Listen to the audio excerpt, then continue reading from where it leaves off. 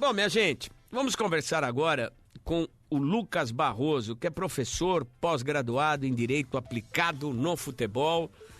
É uma área nova até na gestão esportiva, no direito esportivo. É muito interessante conversar agora com o professor para ele trazer aí um panorama de como hoje a governança, a responsabilidade e também a credibilidade é muito importante na construção de uma equipe sólida, não só no campo desportivo, mas também administrativa. A gente está tendo provas aí que fica muito difícil quando as duas coisas não jogam no mesmo time, a administração e a equipe de futebol. E a gente vê espalhado pelo mundo grandes grupos financeiros investindo em futebol. Por exemplo, o Red Bull tem várias equipes espalhadas pelo mundo, é uma das maiores empresas do planeta dentro do seu segmento. Aí a gente vê fundos soberanos investindo no futebol, como é o fundo do Catar, como é o fundo soberano da Arábia Saudita, enfim.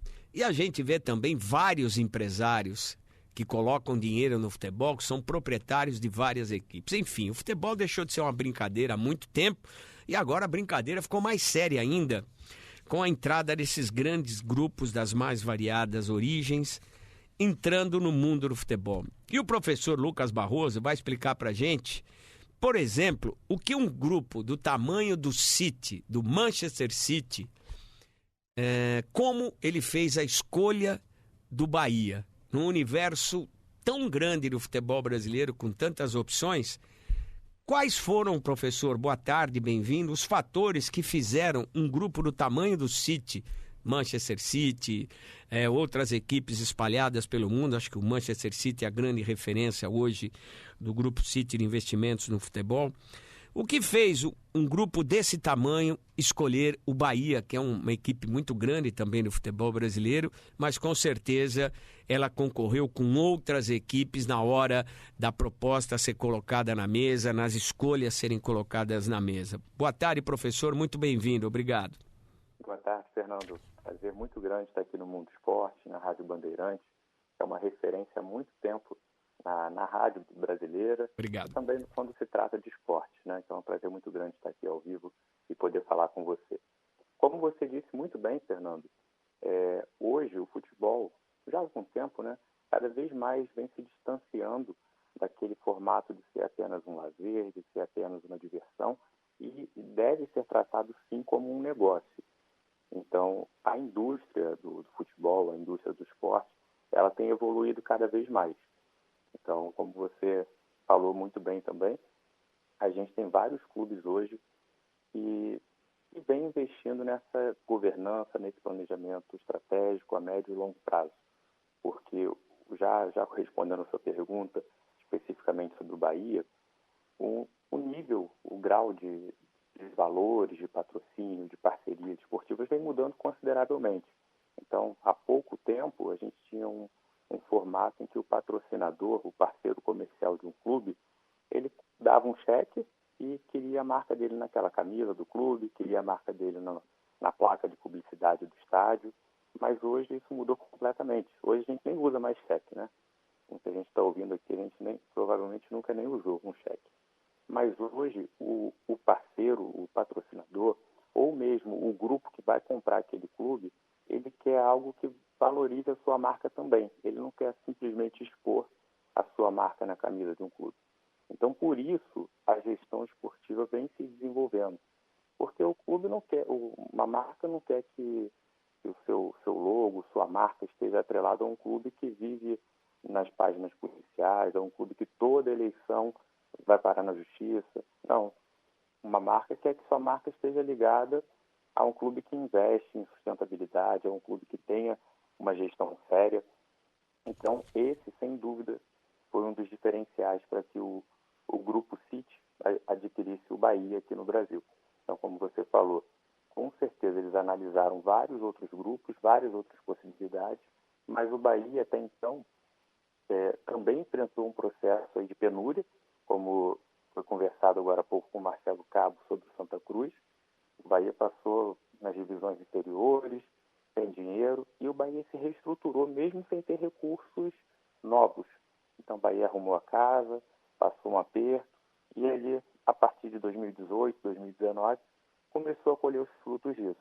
Então, quando o Grupo City chega para analisar os clubes brasileiros, o Bahia, apesar de não ter uma receita muito grande, tinha um potencial muito grande, reduziu sua dívida, investia na parte social, na parte ambiental. Então, essa associação à marca do Bahia, além de um posicionamento estratégico ali na região Nordeste, do estádio que o Bahia possui, traria um valor também adicional ao Grupo City. Então, eu vejo esse como um dos diferenciais, porque apesar do Bahia ser um clube muito grande, de muita história, existiam outros clubes naquele momento que poderiam ser mais interessantes, do ponto de vista da marca em si. Mas o Bahia apresentava um diferencial com esse potencial de crescimento.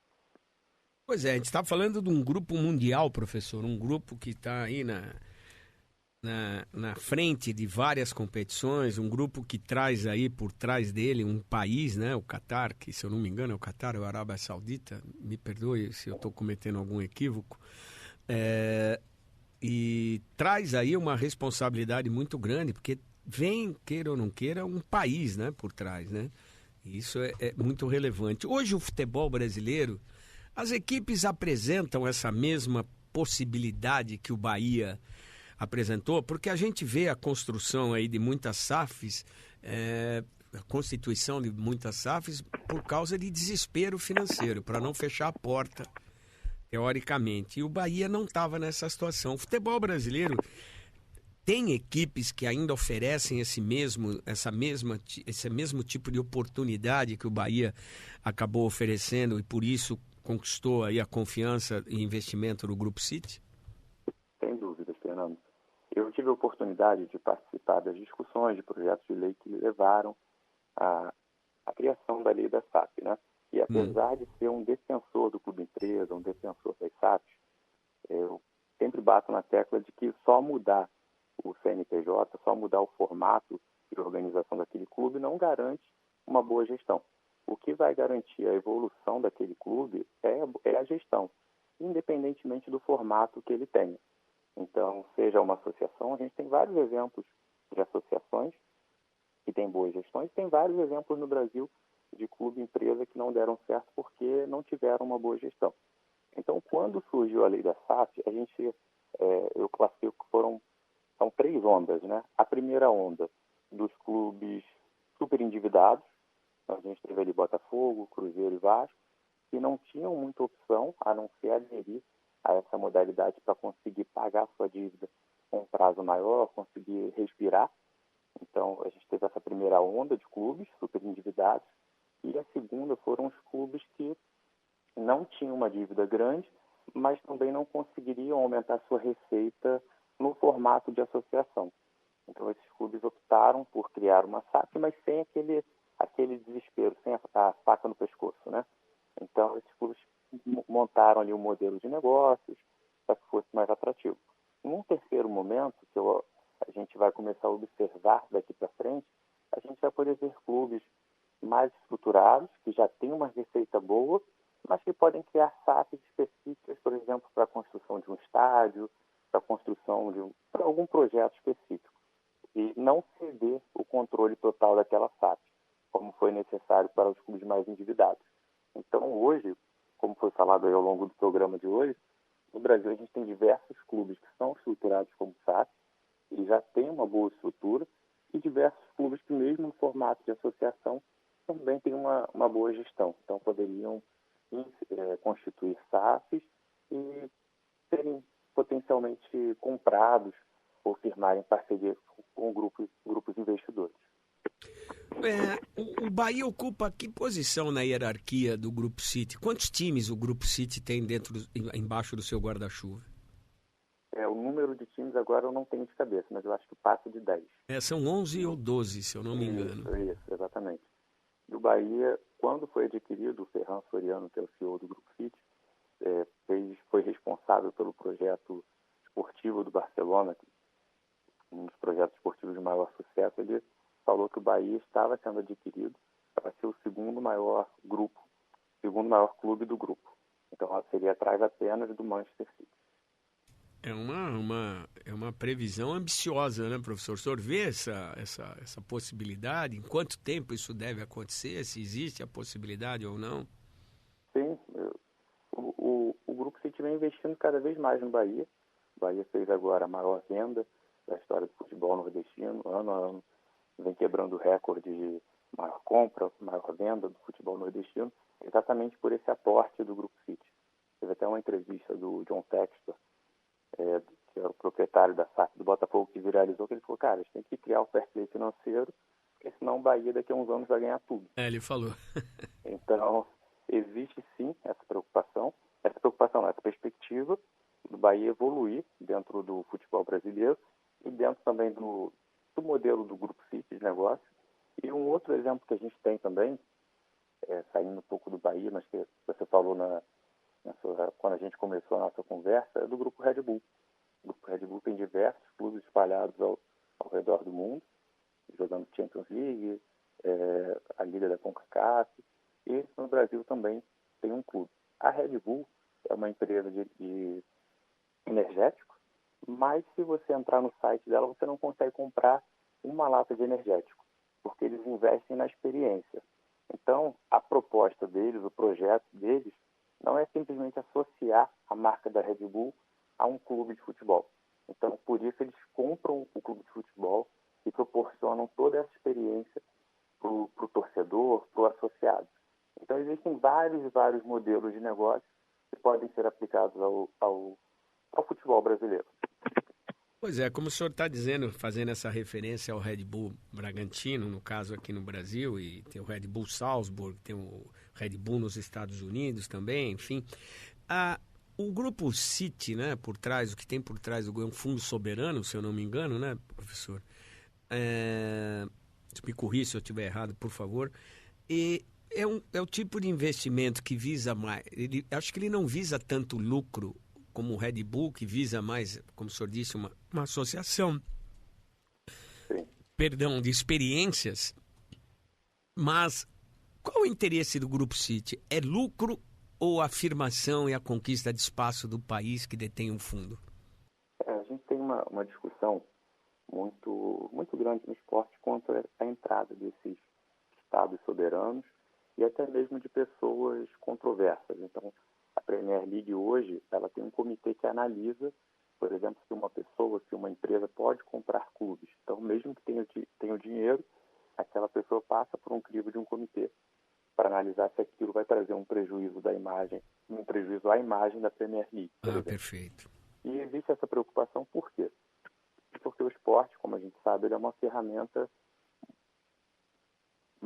muito importante. E o esporte pode promover educação, pode promover a saúde, o bem-estar, a inclusão, mas o esporte pode ser usado também para o mal. Então, essa ferramenta pode ser utilizada para os dois lados. E a gente tem vários exemplos, inclusive no Brasil, do esporte sendo uma ferramenta que foi utilizada com um propósito que não foi bom. Então, para apoiar um regime totalitário, para criar uma identidade nacional que favorecia um projeto político partidário. Então, para evitar isso, são criadas essas regras na Premier League. E exatamente existe essa discussão envolvendo o Grupo City.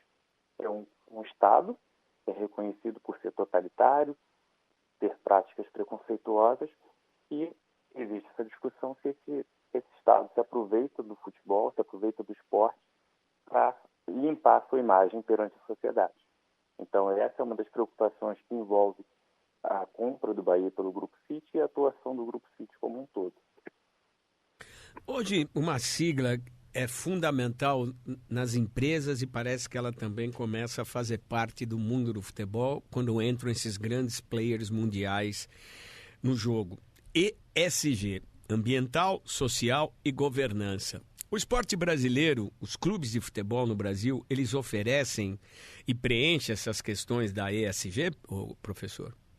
Então, Fernando, como você falou muito bem, essa sigla ela vem ganhando cada vez mais importância, mas são práticas que sempre existiram.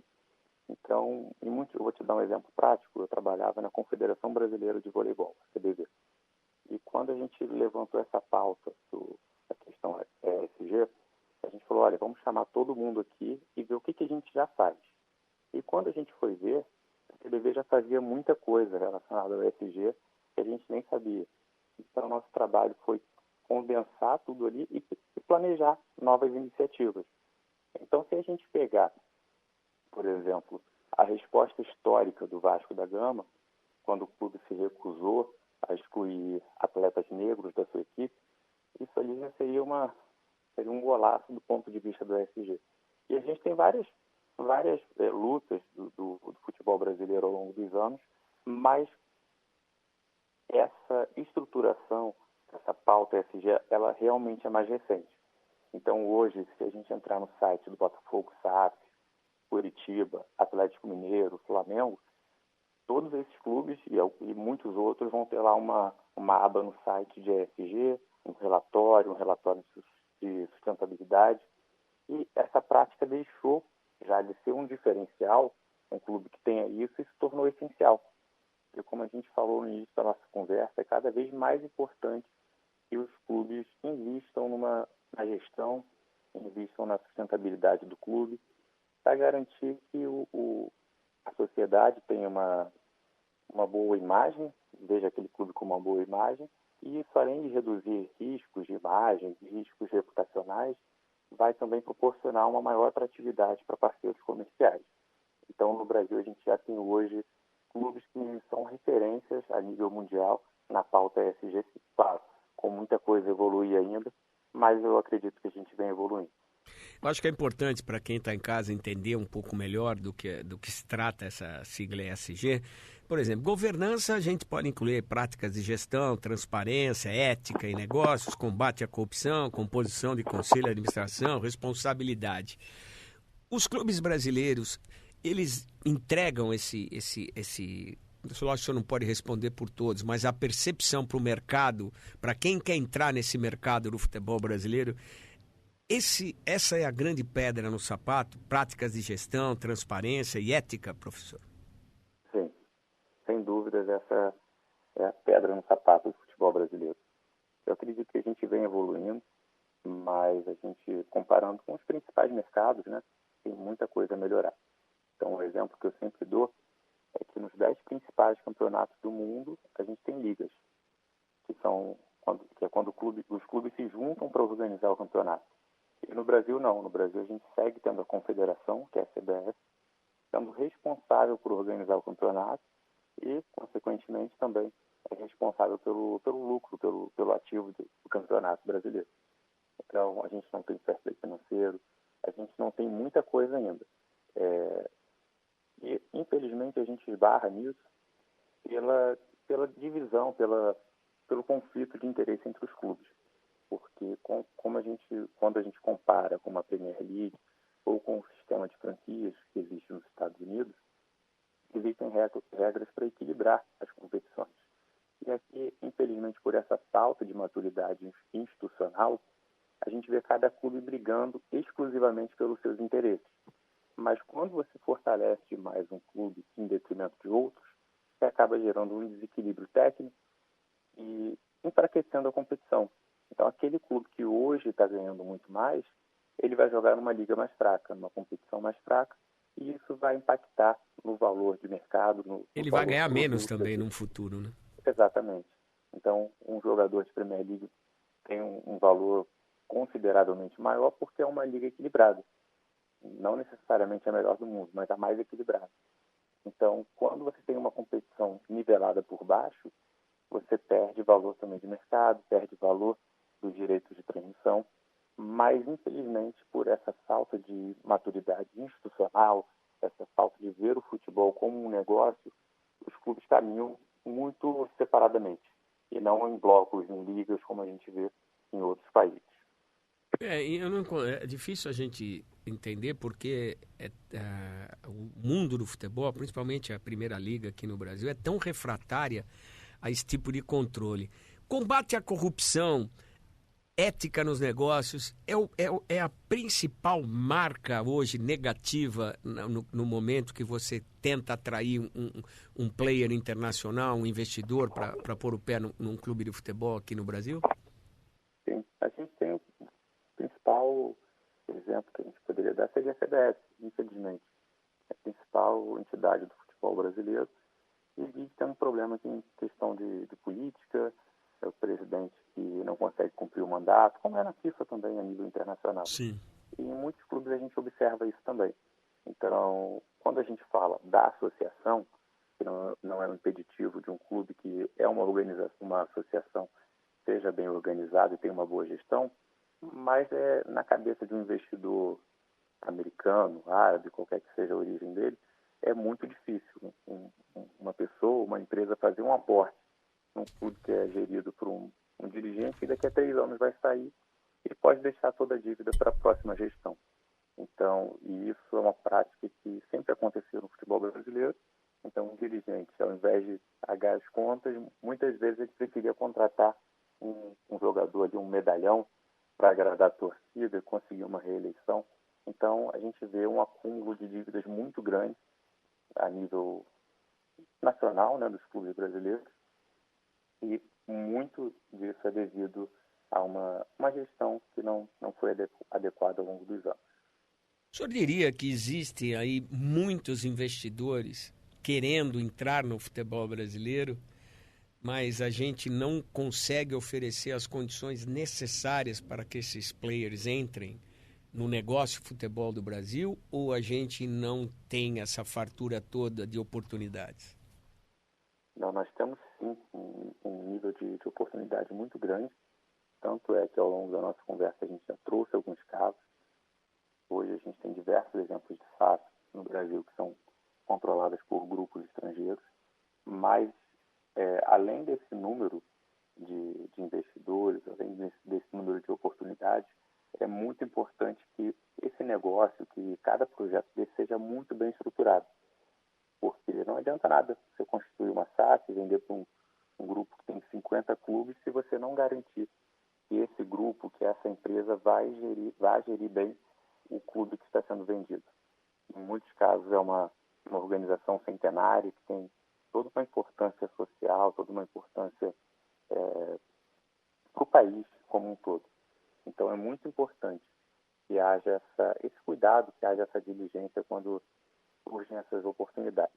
E caso a gente tivesse uma estruturação melhor a nível de gestão, a nível de organização e maturidade institucional, sem dúvida alguma a gente teria muito mais oportunidades de negócio no futebol brasileiro. Tem gente querendo pôr dinheiro aqui, mas não tem segurança para poder fazer isso, professor? Exatamente.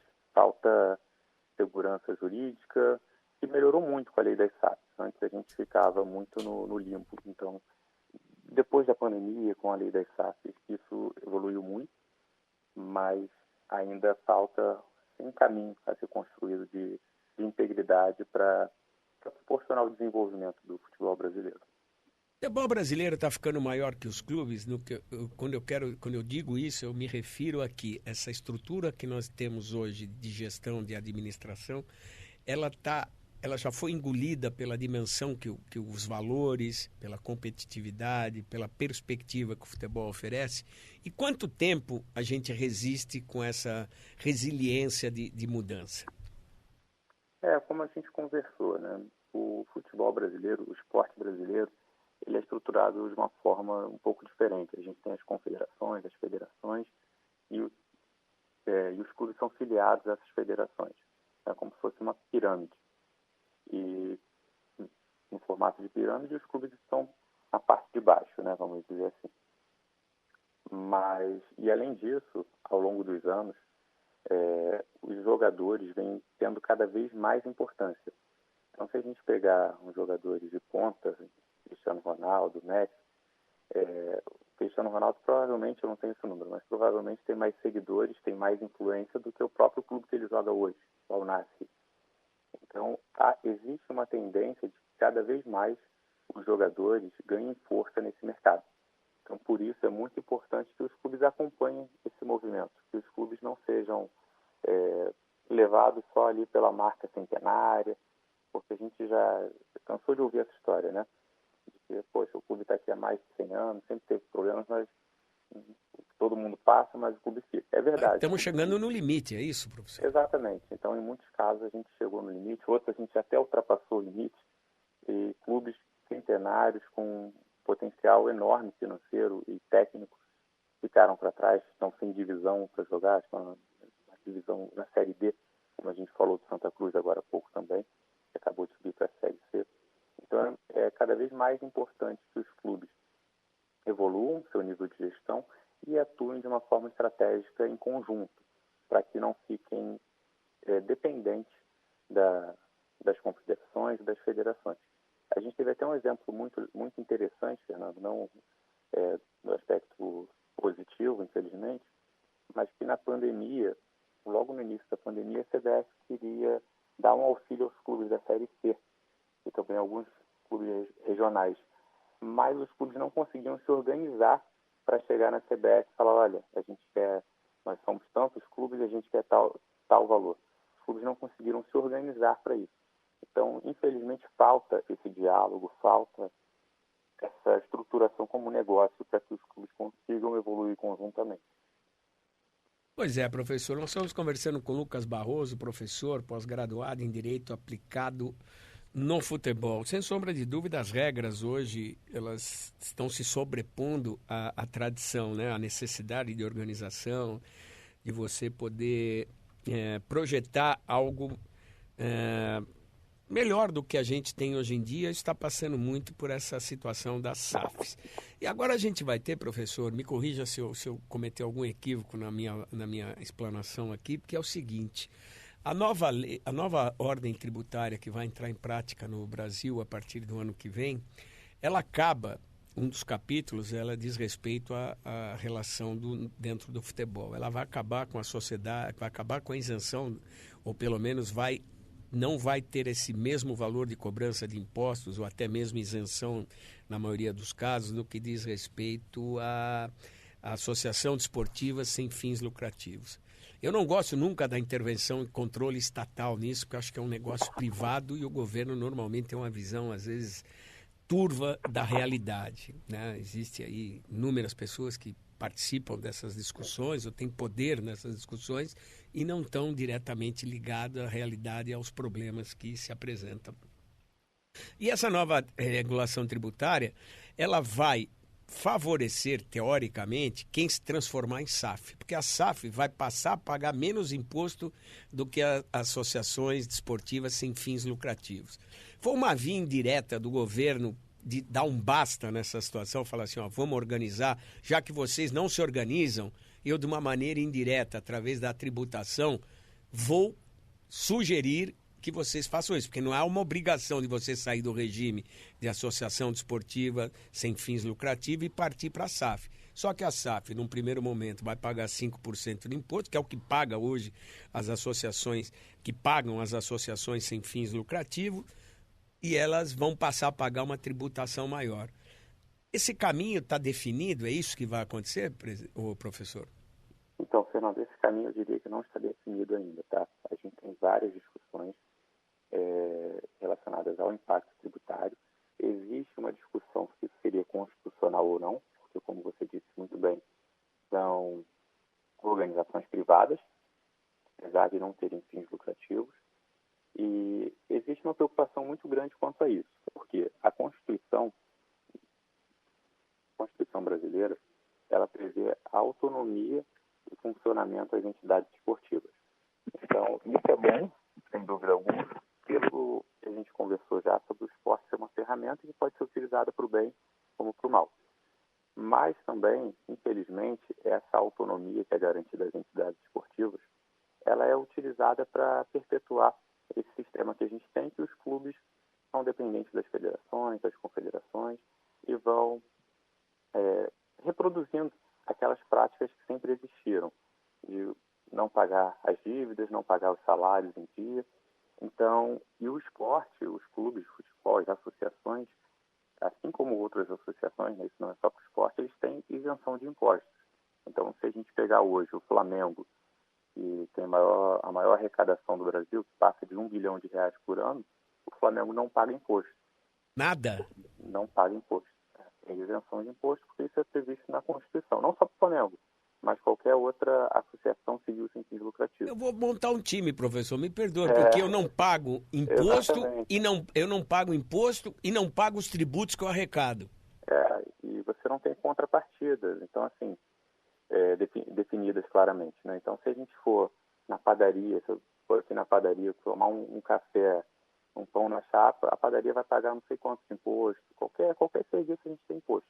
No futebol, não. E é claro, eu acho que existe uma lógica para isso. O futebol, o esporte, ele faz parte da construção da identidade nacional. Mas, professor, me perdoe, isso não é retrógrado? Porque essa lei, a essência da lei, a ideia da lei, me parece, ela é antiga, mas me parece que ela é de uma realidade que não é a de hoje. Nós estamos falando da época que os clubes eram, o Flamengo era Clube de Regatas do Flamengo, Botafogo Futebol Regatas, o Corinthians, que surgiu através de um time de remo. Isso não é mais a realidade. Hoje se movimenta bilhões. Exatamente. Dívidas tributárias bilionárias dos clubes, enfim. Exatamente, Fernando. E a gente tem outros exemplos, porque assim, como você falou, o Flamengo foi fundado assim, uns amigos se uniram para comprar um barco de remo para poder disputar competições no Rio. O Vasco, o Corinthians, a maioria dos clubes aqui do Rio foi fundada no remo por um grupo de amigos. Então, era uma associação realmente sem fins lucrativos, mas hoje é um negócio que movimenta bilhões. Então, é de suma importância que existam essas contrapartidas bem definidas. O senhor acha justo o clube não pagar imposto? Não acho justo. E, assim, principalmente não acho justo quando a gente tem não o atingimento do potencial do futebol. Então, para dar um exemplo da Espanha, o governo espanhol fez um estudo muito grande na década de 90 para ver qual seria o potencial da indústria do esporte, da indústria do futebol. E aí, com isso, eles viram, olha, a gente tem aqui clubes super endividados que não pagam um euro de imposto. Sim. Não pagam nada, não dão nenhum retorno à sociedade. O Atlético de Madrid quase dança nessa história. 10 minutos antes do prazo venceu, Jesus Gil foi lá e conseguiu pôr o dinheiro que precisava. Então, o governo espanhol falou, olha, vocês têm um prazo aqui, quem for deficitário até esse prazo vai ter que virar empresa. Quem não for, tem a opção de continuar como associação ou virar empresa também. Então, na época, Real Madrid, Barcelona, Atlético de Madrid, se eu não me engano, nesse movimento que aconteceu aí no final do prazo, e o Osasuna, sendo que o Osasuna depois passou a ser deficitário e teve que virar empresa também. Então, o governo espanhol, e a gente tem exemplos disso também em Portugal, ele instituiu que os clubes que não davam retorno financeiro à sociedade, eles deveriam se constituir como empresa. E é aquilo, você é uma empresa, você não pagou o salário dos seus jogadores, você não pagou o imposto, lá vai a leilão, volta do zero, começa na Série D. Então, é tratado como um negócio. Aqui no Brasil, infelizmente, a gente tem essa cultura do futebol ser tratado como um lazer, ser tratado como uma diversão e não como um negócio. Então, isso acaba atrapalhando muito o retorno financeiro, o retorno econômico, o desenvolvimento que o futebol poderia proporcionar para a sociedade brasileira. Isso é uma balela, né, professor? Porque não é a realidade. Isso aí é um argumento que quem quer que as coisas não mudem, continuem da maneira que elas estão. Eu não entendo porque o governo não toma esse tipo de atitude, ou os próprios clubes, já que seria benéfico para todos, você vê o tamanho, a proporção que ganhou a La Liga, que é a Liga Espanhola, porque a gente não toma esse tipo de atitude, porque a gente não tem esse tipo de comportamento. É uma situação que chama a atenção. Por que eles querem continuar do jeito que está, professor? Já que já ficou claro, que leitura o senhor pode trazer para a gente que isso ficou claro que não funciona? Fernando, a gente tem um cenário no Brasil, isso, assim, sendo bem sincero, já melhorou muito. Mas é muito lento, professor. Mas é um cenário em que o próprio clube ele vai criando mecanismos para manter da forma que está. O clube, a confederação, e a gente não vê uma mudança estrutural. E essa mudança a gente já viu que não vai vir da CBF. Pode ser que um dia venha do governo, que eu acho que não seria nem o ideal, mas se não fosse a lei das SAFs ali e a lei da SAF ter vingado como vingou, provavelmente o governo já teria interferido, porque a gente tinha clubes como Cruzeiro, Vasco, Botafogo, que estavam em situações insustentáveis. Então, é um movimento que deveria partir dos próprios clubes. A gente tem uma liga no Brasil em que a gente não tem fair play financeiro no futebol. Então, um clube que pode pagar 50 mil de salário para um jogador, quando oferece uma proposta, aparece outro que precisa pagar 80 de salário, aquele jogador assina com outro clube e o clube tem um ganho técnico, mas não paga o salário daquele jogador. Então, muita gente classifica isso como um doping financeiro, mas exatamente pela falta de organização que a gente tem. Então, a CBF começou a implementar isso agora, mas é um movimento que poderia ter partido dos próprios clubes, se organizando conjuntamente, mas como a gente já tratou ao longo da nossa conversa, infelizmente existe uma visão muito individual, muito isolada, uma atuação muito isolada de cada clube. É míope essa visão, né, presidente? Como o próprio clube e não como o futebol como um todo. É uma visão míope, né, professor? Porque a gente vê a dificuldade da negociação de direitos, o Flamengo brigando por migalhas, numa situação que vai virar milhões no futuro com essa organização. Olha como as coisas caminham de uma maneira engraçada. No começo do programa a gente estava conversando com os ouvintes e tal, sobre VAR, sobre essas mudanças que vão acontecer, e eu dei como exemplo uma frase aqui que eu acho que encaixa na nossa conversa, que a frase não é minha, é do Barão de Lampedusa.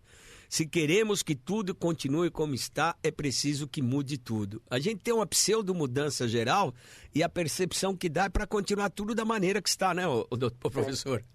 Exatamente. Então, se cria uma liga com um grupo, outra liga com outro grupo, e ninguém conversa, ninguém pensa no futuro do futebol. Então, a gente tem o Flamengo brigando pelos direitos de transmissão, por migalhas, né, como você falou, e a gente vê também cláusulas de patrocínio, um clube colocar, olha só, se você oferecer o mesmo valor que o meu rival, eu posso rescindir o contrato. E não, se a gente pensar em estados que tem 2 clubes principais, por exemplo, o Rio Grande do Sul, se o Inter acabar, o Grêmio perde muito valor e vice-versa. Então é interessante que o Grêmio esteja muito forte e o Inter também, para que a gente tenha um espetáculo, para que a gente tenha um produto melhor. Mas, infelizmente, a gente vê em muitos casos, não especificamente do Grêmio e do Inter, mas Cruzeiro e Atlético, Flamengo e Vasco, Palmeiras e Corinthians, enfim, em que um clube quer ganhar mais em detrimento do seu rival, em detrimento de outro clube. E esse é um dilema que se apresenta, professor, que ele é claro, mas ele parece que não há solução, porque é justamente isso. Eu quero ser melhor que o meu rival pela natureza da competição, mas eu preciso que todos os rivais também estejam no mesmo nível que eu possa estar, para ter competição. E a competição que vai fomentar ganho para todo mundo. É o que o senhor falou, não adianta, se a gente não tomar cuidado, nós vamos virar uma liga espanhola que tem 2 times, quando começa o campeonato, que vão ganhar e devem ganhar, 3 na liga inglesa, 1 na liga alemã, e a gente tem um diferencial em relação ao mundo, eu não sei se por uma questão de incompetência ou por capacidade desportiva, que a gente tem um campeonato que já começava com 20 clubes, com 10 brigando pelo título, hoje já caiu para uns 3, 4. Isso não vai ser bom para a gente. Exatamente. E não há... Por que é tão refratário entender isso? Então, eu vejo, Fernando, como uma questão de maturidade institucional. Porque a gente tem nos clubes, até pouco tempo, nos clubes associativos, o presidente é um torcedor, um sócio-torcedor. O cara tem a vida dele, tem o emprego dele. Então, a gente tem médicos, empresários, advogados que são presidentes de clube. Ele tem a profissão dele e, no final do dia, ou durante o dia, quando tem tempo, ele vai despachar lá no clube. Então, a gente falta essa visão institucional. Então, em muitos casos, o dirigente ele acaba agindo como torcedor. Claro, isso vem melhorando consideravelmente, se a gente comparar com o passado do futebol brasileiro, mas isso ainda existem resquícios dessas práticas. Então, é cada vez mais importante afastar o torcedor do dirigente, o torcedor da gestão, para que o clube consiga planejar, para que o clube consiga evoluir também a médio e longo prazo. Porque para o torcedor é muito, muito legal quando o clube contrata um jogador de ponta. A gente cansou de ouvir essa história. O clube não tem dinheiro, mas vai contratar o Ronaldinho, vai contratar um jogador já que fez carreira na Europa, tem final de carreira, e só com o dinheiro da camisa ele vai se pagar, só com o dinheiro do sócio torcedor, bilheteria, e chega no final o clube não consegue nem pagar o salário daquele jogador, aquele jogador sai com uma dívida milionária que o clube tem que pagar. Então, isso acontece porque existe muito essa aproximação do lado do dirigente com o lado do torcedor. Enquanto um dirigente profissional, um bom dirigente, ele faria o trabalho de arrumar a casa. Olha, não tem condições de pagar o salário desse jogador, vou procurar um jogador na Série C, na Série B, investir nesse jogador, vou investir na base, que é o principal negócio, porque você tem o retorno técnico e o retorno financeiro, mas é um negócio que leva tempo. Então, o dirigente ele quer dar uma resposta rápida, em muitos casos, para agradar o torcedor e não pensando no futuro do clube. Nesse sistema existe um tempo. Eu acho que já estamos asfixiados. Para encerrar nossa conversa, professor, em anos, o senhor projeta que esse sistema, se continuar da maneira que está, dura quanto? Olha, eu acho difícil a gente dar prazo, né? Mas se a gente for pegar 5 anos para cá, o futebol brasileiro evoluiu muito, consideravelmente. E continuamos com enormes problemas, apesar da evolução. Exatamente. Então, se a gente, em 5 anos, tiver uma liga funcionando, acho que a gente tem um caminho muito, muito bom aí de evolução. Mas eu daria um prazo de 5 a 10 anos para que a gente tivesse um modelo de negócio mais estruturado no futebol brasileiro. Senão a gente vai à falência do esporte? A falência não, mas a gente vai continuar vivendo com muitos clubes abaixo do seu potencial. E isso acaba impactando todo o negócio, toda a Série A, todo o contexto do futebol brasileiro. Então, acho que nesses 5, 10 anos a gente tem tudo para ter uma grande evolução dos clubes associativos e também das SAFs, que em alguns casos foram constituídas, foram criadas às pressas ali por falta de opção. E agora a gente consegue ter mecanismos melhores para resguardar os clubes que viraram SAF também. Queria agradecer demais aí o tempo do professor Lucas Barroso, que traçou um panorama aí dessa necessidade, dessa conscientização, da profissionalização, principalmente administrativa, que é necessária para o futebol brasileiro. Enquanto a gente não toma uma atitude, a gente está perdendo dinheiro, perdendo competitividade, perdendo valores que foram construídos ao longo de mais de 100 anos que o futebol é praticado aqui no Brasil. Muito obrigado, professor. Um bom final de semana. Um grande abraço. Muito obrigado, Fernando. Prazer falar com você, falar aqui na Rádio Bandeirantes. Podem contar sempre comigo. Muito obrigado. Lucas Barroso, obrigado, professor. Um grande abraço. Pós-graduado em Direito Aplicado no Futebol. Deu para ver que a gente precisa caminhar para uma mudança e ela tem que ser rápida.